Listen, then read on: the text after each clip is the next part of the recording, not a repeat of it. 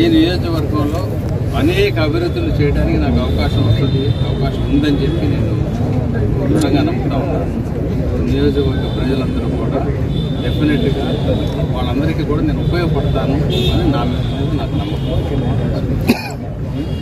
అట్లాగే Telugu Desam party, Janasena party వాళ్ళు కూడా దీన్ని ఉమ్మడి అభ్యర్థిగా నన్ను ఫైనలైజ్ చేశారు కాబట్టి డెఫినెట్గా తెలుగుదేశం పార్టీ, జనసేన పార్టీ వాళ్ళందరూ కూడా సహకారం చేస్తూ ఉన్నారు. వాళ్ళందరూ కూడా సహకరిస్తున్నారు.